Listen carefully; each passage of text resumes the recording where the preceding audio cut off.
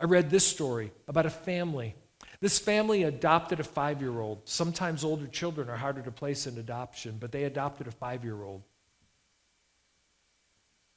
And the first day of school came for this little boy. It was the first day of school. His dad took him to school, and as they got to the school, and he was going to get out and go into the school, the dad said, "I'll be back at 3:30 to pick you up." And the boy didn't get out. He says, you will be back when? "I'll be back at 3:30 to pick you up." "Really?"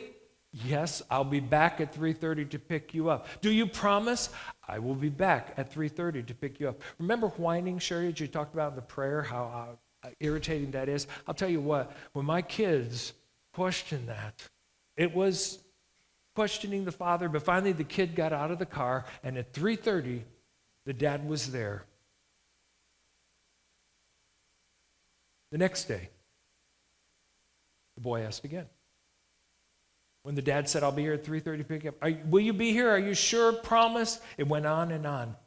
And every day the father would see the anxiety on his new son's face as he went to school, but he was there at 3:30 to pick the boy up, day after day after day. But the boy asked again and again and again if he would be there, and the dad assured the boy he would.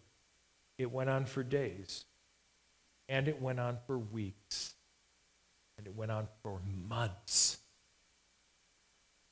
The father was wondering what might be going on, and he found out that in the first 5 years of that boy's life, there had been many instances in the past where promises had been made and broken and not kept.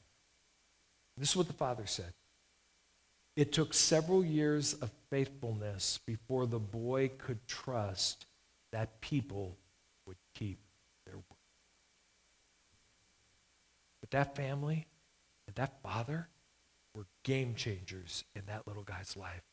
They were an element that was inserted to an existing situation, and they kept at it. They were faithful. And a 5-year-old boy who couldn't trust people learned to trust people because someone became the hands and feet of Jesus and loved him. They were a factor that changed an existing situation in a significant way. They were game changers.